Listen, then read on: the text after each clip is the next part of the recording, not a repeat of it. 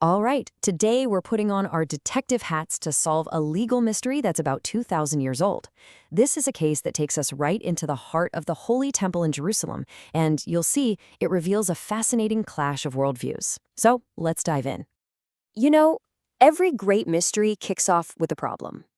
Our case file opens, not with a crime, but with a dilemma of holiness. It's a real head-scratcher that was put before the highest authorities of the time. So really try to put yourself in their shoes. You're a priest, you're officiating in the temple. You've got this crucial offering, it's made of two identical parts. But right before the final ritual, disaster strikes. One half becomes ritually contaminated or impure. The whole ceremony, everything is hanging in the balance. What's the call? What do you do? Okay, let's get a look at the scene of our crime. We're not talking about just any old offering here. This could be something like the 2 loaves for the holiday of Shavuot, or the showbread that was placed in the temple every single week. These were national offerings, okay? They represented the entire people in perfect unity. So when one half gets compromised, well, the stakes are just incredibly high. The validity of a sacred national ritual is on the line. And just like in any good legal drama, this dilemma, it led to 2 completely different verdicts from the leading sages of the day. And this is where the plot really starts to thicken. So on one side, you've got the majority opinion, what we call the rabbis. And their approach is really practical. They say, look, discard the impure part and we can still use the pure part. Makes sense. But then you have Rabbi Yehuda, and his verdict is severe. He rules that if one part is impure, both parts have to be destroyed. The entire offering is invalid. Why such a huge difference? Well, Rabbi Yehuda gives a reason, and this is our first major clue in this whole case. He just says, flat out, no communal offering is divided.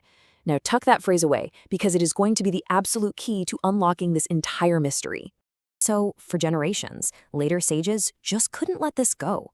They were convinced there had to be some deeper legal logic behind Rabbi Yehuda's really harsh-sounding ruling. And this leads us to our first major theory about what was really going on. And that's when our lead detective, the great Babylonian sage Rav Papa, steps onto the scene. He comes up with this brilliant, really technical explanation that seems to solve the whole thing in one clever move.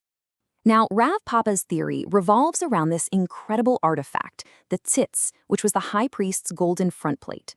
You can see it was engraved with the words, "Holy to God," but this was way more than just decoration.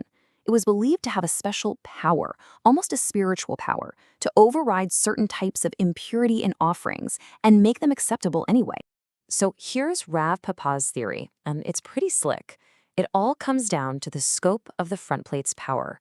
He argues the rabbis believe its power does extend to atoning for impure things that are eaten, like the bread, so the pure part can be saved.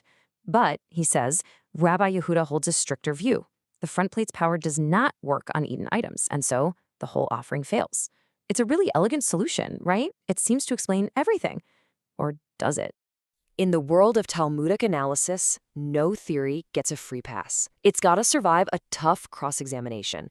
And Rav Papa's elegant theory is about to face some serious challenges from the prosecution. The very first challenge is brought by another sage, Rav Huna, and it has to do with the frankincense offering that actually came along with the showbread. Okay, so follow the logic here. Frankincense is burned on the altar. It's not eaten. Now, everyone agrees the front plate's power works on things offered on the altar. So according to Rav Papa's theory, this should be fine, right? But Rabbi Yehuda still rules that if one bowl is impure, both are disqualified. This is a direct contradiction. It's a huge hole in the theory. And the case against the theory just keeps building. Next up, Rav Ashi presents another piece of evidence, this time from a completely different situation. The Paschal offering. So here's the next big problem. The front plate, it can purify objects, but it has no power at all over impure people. And yet, when one of the 12 tribes becomes impure, Rabbi Yehuda applies the exact same principle of unity. The whole offering is affected. The front plate is totally irrelevant here, which is a pretty strong hint that his real reasoning has nothing to do with it. And now for the final, and maybe the most powerful challenge of all, from Ravina. It's such a simple, logical point that it just cuts right to the heart of the whole thing. Ravina basically asks, hang on a second. If Rav Papa's theory was right, if the whole reason for Rabbi Yehuda's ruling was this technical point about the front plate, why didn't he just say so? Why wouldn't his reason be both are destroyed because the front plate doesn't work on eaten things? Instead, he gave that other, much more fundamental reason, which suggests this whole front plate theory is just a complicated distraction. So with that first scary pretty much in tatters, the path is finally clear for the real reason to come out. The solution to our mystery is at hand, and you know what? It's been hiding in plain sight this whole time. And the answer comes from the great Rabbi Yohanan, and his solution is profound because of how simple it is. He says, basically, maybe we've all been overthinking this. Maybe the answer was in that first clue all along. Maybe we should just take Rabbi Yehuda at his word. And there it is.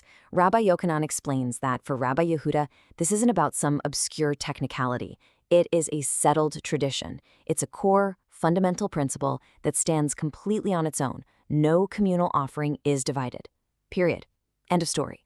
So this is the real clash of philosophies. For the rabbis, it's a practical salvage what you can approach. But for Rabbi Yehuda, a communal offering is like an unbroken chain. It represents an indivisible unity. If one single link breaks, the entire chain fails. For the community as a whole, it's all or nothing. And this ancient debate leaves us with a question that is absolutely timeless, isn't it? In our own lives, in our own communities, when is it better to compromise and save what we can? And when is the integrity of the whole, the unity of the group, so important that it becomes an all-or-nothing proposition? Maybe the real takeaway here is that some principles aren't just rules. They're the fundamental ideas that hold us all together.